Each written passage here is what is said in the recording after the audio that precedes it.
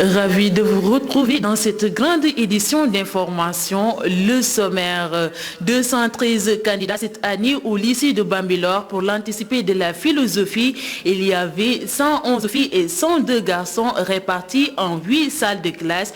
Vous aurez les précisions de M. Sané, le censeur du lycée de Bambilor. Dès l'entame de cette édition, à l'IEF de Sangalkam, plus de 600 candidats ont été enregistrés cette année pour le BFM et le CFE, mais la prolifération des écoles privées inquiète. Sur les 200 écoles privées, la moitié exerce dans l'illégalité. Les de Sangalkam alerte dans ce journal. Et puis les candidats de cette année ne doivent pas abdiquer devant la Covid-19. Cheikh Geilaï appelle au calme et à la sérénité. Réaction à suivre. À suivre également l'actualité hors de chez nous. Voici pour le sommaire le développement dans un instant.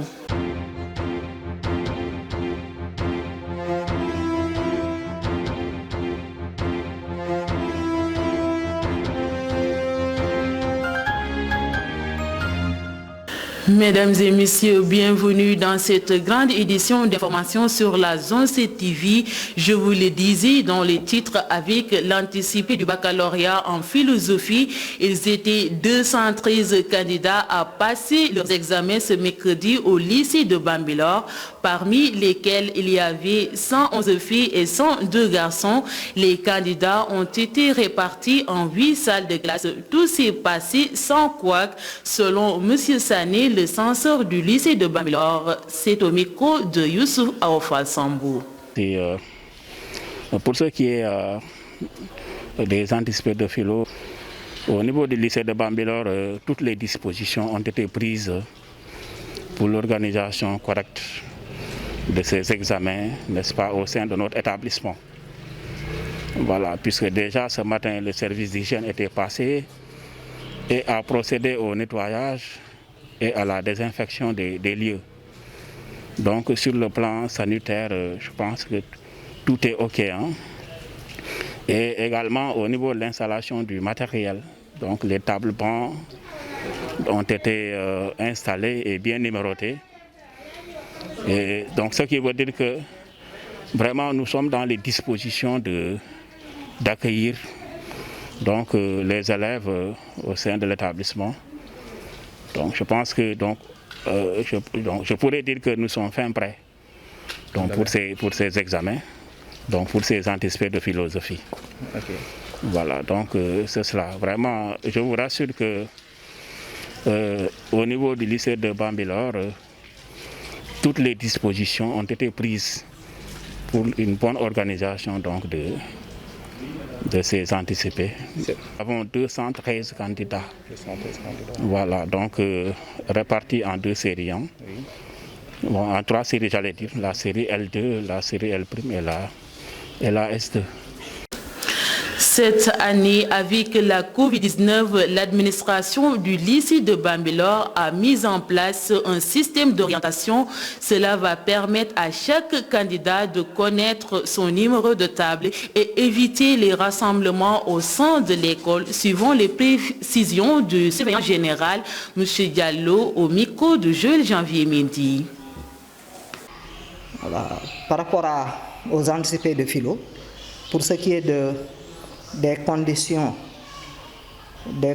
d'accueil, des conditions aussi d'accueil aussi et de mise en place des candidats, pour ce qui est aussi des modalités organisationnelles, tout est en place. Tôt le matin, nous avons demandé à nos professeurs qui ne tiennent pas de classe et qui ne participeront pas demain aux examens de venir très tôt le matin, dès 7 heures, pour participer à la mise en place du protocole sanitaire, surtout en ce qui concerne le lavage des mains et autres. Eux, ils seront là et ils sont bien outillés pour que chaque candidat qui se présente ou bien chaque surveillant qui se présente puisse se laver les mains avant d'entrer au centre. Bon, maintenant pour ce qui est du plan du plan du centre d'examen. Donc nous l'avons ici, ça permettra aux candidats de pouvoir rapidement s'orienter et se diriger vers leur classe respective, donc vers leur salle respective. Donc ici, nous avons la répartition des salles de classe. Au total, nous en avons 8. 3 pour la série L', 3 aussi pour la série L2 et 2 pour la série S2. Maintenant ici, il est rappelé aux candidats que le port de téléphone portable et appareil assimilé est formellement interdit sous peine d'exclusion. Et cette disposition aussi, l'Office du bac a pris le soin de leur signifier ça sur leur convocation. Nous ne ferons qu'un rappel. Et au niveau des différentes parties de l'établissement, et même probablement devant les portes, nous allons aussi rappeler cette disposition pour que nous puissions passer un bac sans problème. Donc aussi, monsieur le comptable matière m'a rappelé tout à l'heure que dans chaque classe, il sera mis à disposition un gel de lavage et tôt le matin aussi, les professeurs qui vont passer vont utiliser les thermoflash. Nous en avons au total deux thermoflash pour un effectif de 213. Je pense que là, alors, les normes sont respectées. Alors, bon, si Dieu fait bien les choses, je pense qu'il n'y aura pas de problème majeur pour ces anticipés de philo. Au niveau de l'IEF de Sangalkam, plus de 600 candidats ont été enregistrés cette année pour le BFM et le CFE. Selon l'institution, sur les 200 écoles privées, les 100 ne sont pas reconnus. L'inspectrice de l'éducation et de la formation de Sangalkam appelle à une implication communautaire. Madame Dramé, que nous écoutons au micro de Aline Batrachoub. Aujourd'hui, au moment où je vous parle, nous venons d'un CLD pour la préparation des examens scolaires. Au total, y compris au niveau du BFM et du CFE, nous sommes à 6010 candidats, 6010 cette année candidats. Donc nous venons de préparer donc ce CLD en vue de l'organisation réussie des examens scolaires. Et là présentement, là où nous sommes, vous savez que nous avons même 54 abris provisoires, dont 24 qui sont en cours de construction. Donc il y a un problème d'accès qui se pose.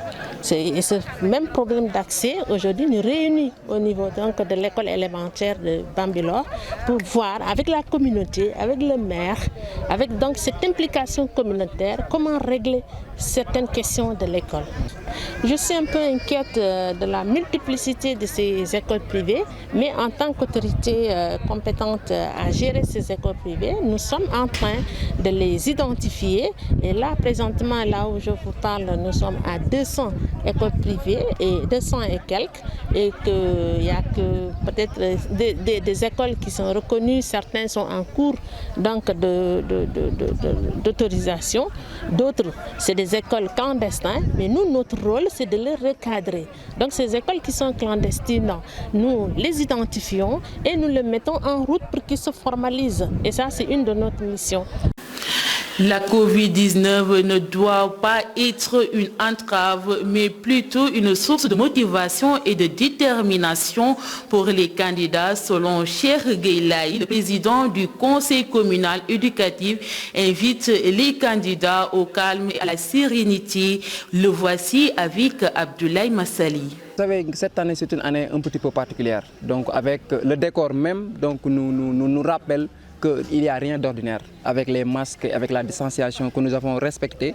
Et là aussi, juste une parenthèse pour féliciter l'ensemble des élèves et des gens qui sont venus ici, donc avec le respect donc, de tout ce qui est mesures barrières. Ça nous a permis quand même donc, de tenir cette activité. Maintenant, c'est sûr que nous avons une année exceptionnelle et il y aura peut-être une situation exceptionnelle. Mais dans tout ce que je peux dire, ça ne doit pas être une entrave donc, dans l'esprit des candidats pour leur pousser à se décourager ou bien à ne pas se donner à 100%. c'est une année spéciale, donc nous l'avons tous vécu avec le quantium horaire et tous. Ça doit être une motivation de plus. Certes, il y a eu des incidences sur le niveau, sur la quantité horaire et autres. Mais par rapport aux résultats, je pense que chaque élève doit se donner corps et âme pour réussir. Parce que quoi qu'on puisse dire, les professeurs se sont donnés corps et âme pour leur donner l'ensemble des bagages pour aller aux examens et le réussir. Et des années exceptionnelles, peut-être le coronavirus est quelque chose de nouveau dans le sillage national et international, mais pour des années exceptionnelles, il y en a eu. On se rappelle de 2012, avec les perturbations et autres. Et pourtant, les résultats avaient accompagné. Et on prie à ce que les candidats s'en sortent le jour J et Inch'Allah que le maximum puisse avoir leur baccalauréat, quelle que soit la situation. Enfin, l'actualité internationale, nous démarrons au Soudan du Sud. Au moins 127 personnes ont été tuées ces derniers jours dans des affrontements entre soldats et jeunes d'une communauté locale du nord du Soudan du Sud qui refusaient de se prêter à une opération de désarmement. Selon les informations, 82 civils ont été tués dans des heurts et 45 soldats de l'armée du Soudan du Sud a déclaré le porte-parole. Enfin, Covid-19 en Belgique, le port du masque devient obligatoire dans l'espace public à compter de ce mercredi passé 12 août sur tout le territoire de la région de Bruxelles pour lutter contre la propagation du coronavirus, a annoncé le gouvernement régional. Justement, l'actualité internationale a bouclé cette édition. Merci de l'avoir suivi. L'information revient en Wolof avec Aminata Dia. Excellente suite de programme sur la Sensé TV.